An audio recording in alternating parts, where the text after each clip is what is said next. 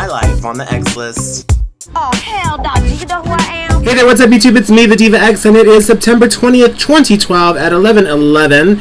And so I apologize for last week's video, which is why I posted a bunch of videos, like fun stuff from Latrice, because I didn't know what had happened was, I'm always making excuses, I feel like, opening these videos, but it's always something, right? So what had happened with this situation was oh yeah, well, there's a few things I have to apologize for. One, for this look, because I feel like I'm just a floating head here. But what's happening is, for whatever reason, this light over here keeps turning dim when I face it another direction. So now I have them facing both me. I will be blind by the end of this video because there's LED lights and they're very bright. I don't really like this lighting. I guess, it's good, but I just can't. It's very dramatic. It's very stressful on the eyes. So I'm gonna try to stay here and do this. But anyways, so what happened was I had installed a new program on my computer, an audio program that had audio drivers, and so it switched all of my drivers to these new drivers, which aren't necessarily what I was going to be using or what I use when I record these videos. I just use a little mic that's attached and it's sitting here. I'm sorry, I'm sweating because it's so hot. That I use a mic that it's sitting in front of me so that way my voice catches. I don't like using the iSight mic that's attached in the computer because it's up there, or it's up above, and it's just not in the direct side of my voice, so it just usually sounds a little bit more different.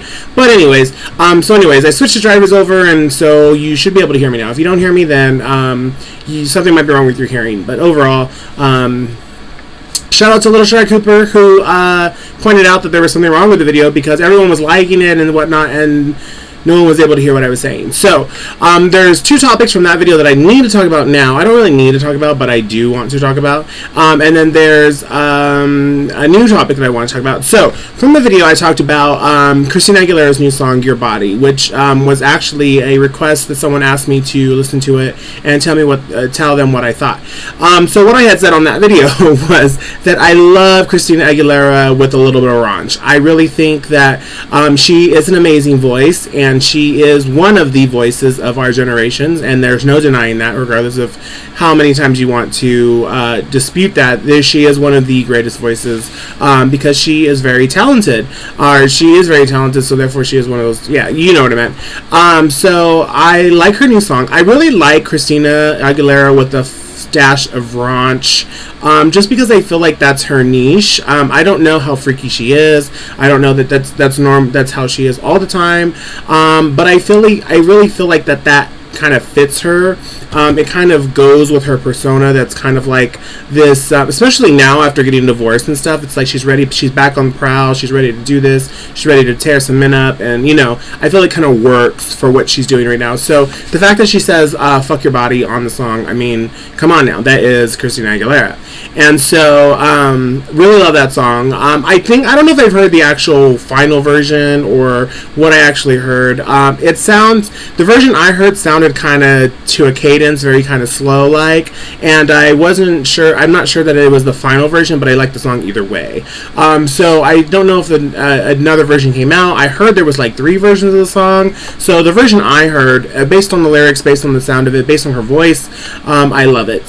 So yeah. So then the other thing I talked about was this new iPhone, the new iPhone 5, or 5? Yeah, the iPhone 5. So what I was laughing about in the other video was how much and how often they went out of the way to say how much thinner the phone was and how much smaller the phone was and how much, they kept highlighting the fact that it's thinner, about 2 millimeters or less, and but it's actually a whole 2 or inch and a half, 2 inches longer. So they kind of really minimized the fact that it's a longer phone and didn't really get into the fact that it's a much larger phone. And really, my opinion on the phone, and I gave my opinion last week, but nobody heard it, is I don't like it. I don't like a longer phone. I don't need a longer phone. I like the phone I have.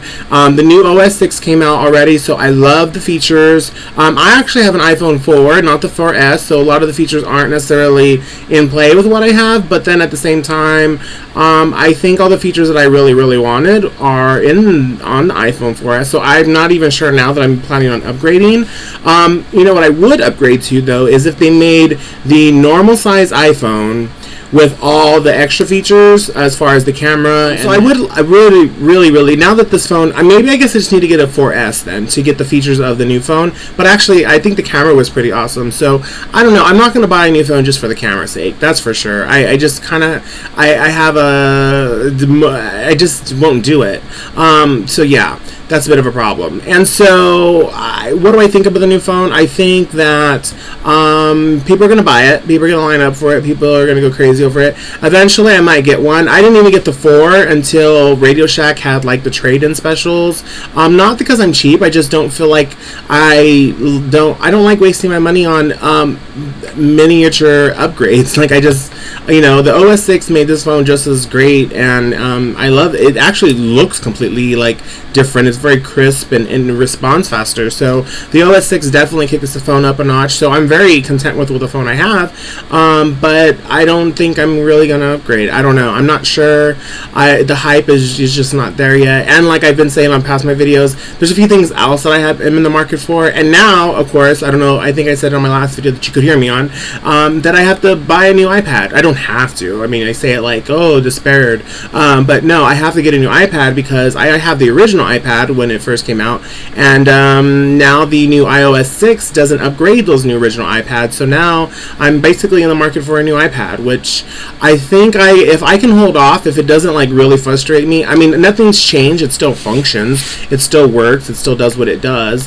However, I'm assuming apps are going to start kind of changing their format, and so probably won't work in the future, at least with all the apps. So I've backed up my apps as I recommended you guys do, and so I'll always have the version of the app that works, but who wants to keep backing up to old versions of software? So I'm not 100% content on just going out and buying a new iPad. I feel like I need to get, again, kind of with the all new iPad, there was nothing there for me that was kind of like, ooh, I want it. It was just kind of an iPad but on steroids, or faster, or on meth. You know what I mean? So it just didn't, I didn't buy one. So here I am, two iPads versions later, and I still just not interested in buying a new one just yet, but now I think I might have to versus want to. So that's a bit of a problem for me. And then of course I've been talking about my new iMac that apparently is going to have a Retina display. They said by the end of October it should be announced. I don't know if that's a true statement. I don't even know if they're even going to do Retina displays. However, all signs point to yes. And so, now that I've bored you talking about tech stuff and whatnot, I'm sure you guys enjoy talking about the iPhone, because it's like, everyone's talking about it. I think it's horrid. I think it's ratchet. I think it's not cute. I don't need a longer phone. There's only one really thing that I prefer longer things in, and the phone is not part of that. So, it's just, that's what I feel about that. And last but not least, okay. So those of you guys know, I love me some Oprah. I love me the Oprah Network. Well, not all the shows, but most of the shows. And if you guys been watching the Iyanla Saved My Life, I don't even want to say it. I keep saying Iyanla, but it's spelled with an N-A at the end, so I don't know if it's Iyanla. I don't know. It doesn't really matter. But if you've seen her new show, Save My Life, Iyanla Saved My Life, Iyanla Vanzant. I remember Iyanla when she was initially on the Oprah show, when Oprah would let her, share the stage, take the stage, however you want to look at it. And I've always been, I don't know that she has any degrees. I don't know that she's ever been to school. I don't know that, but she knows what the hell she's talking about. So if you're ever going through something or need something to talk about, or have something you need like some guidance on, you better call Iyanla. Not that you have her phone number or anything like that, but I guarantee you, even just watching the show weekly, I mean, it comes on, I think it's part of this, Saturdays, it comes on Saturdays. I think it's the regular time that it's going to start coming on, but she just really has the know-how, the knowledge of I don't know. I don't know where she gets it. I don't know how she gets it. It's just a gift that she has, I think, and she does an amazing job. And even just, she was talking to Evelyn from Basketball Wives. I don't know who the girl is. She's the one that apparently got beat up by her boyfriend, Chad Ochocinco, X, Y, and Z. I don't even know.